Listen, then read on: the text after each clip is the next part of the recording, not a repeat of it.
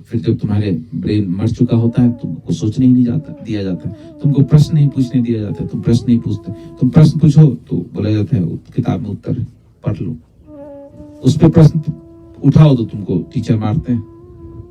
अगर तुम परमात्मा, तुम किसी घर में पूछो कि घर वाले कहेंगे कि मंदिर चलो, तुम प्रश्न उठाओ क्यों जाए, तो फिर तुमको डांट देंगे, जवाब नहीं देंगे क्यों जाए, बस तुमको डांट देंगे। और अगर जो जवाब देंगे थोड़ा बहुत सही, अगर तुम उस पर प्रश्न उठाओ इससे क्या होता है, तो सिर्फ तुमको मार पड़ेगी और कुछ भी नहीं। तो मार पीट के, डरा धमका के धीरे धीरे हमको सोचने से मरहूम कर दिया गया। हमारा ब्रेन ऐसा हो गया कि हम अब सोच ही नहीं सकते। किन्हीं शुभ क्षणों में अगर तुमको ये रियलाइजेशन हो जाए और मनन करने की कोशिश करोगे, तो तुमको पहले तो ये भी विचार दूसरे का ये जानना, ये सुबुद्धि का प्रश्न है, लेकिन ये विचार मेरा है, ये मैंने तुमसे कहा है कि तुम सोच नहीं पा रहे हो।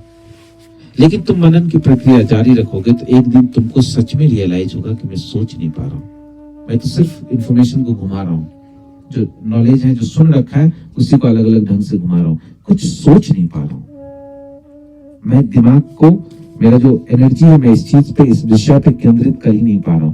अगर तुमको ये रियलाइज हो गया, ये रियलाइजेशन ही शुरुआत है सोचने की।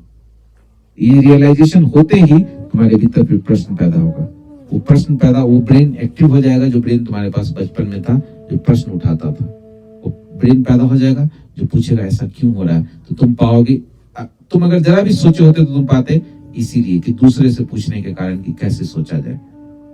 अब मैं बताऊंगा कैसे सोचा जाए, तो फिर तो तुम सोच ही नहीं पाए। हम हर प्रश्न का उत्तर हम लोगों से पूछने जाते हैं, मैं कौन हूं।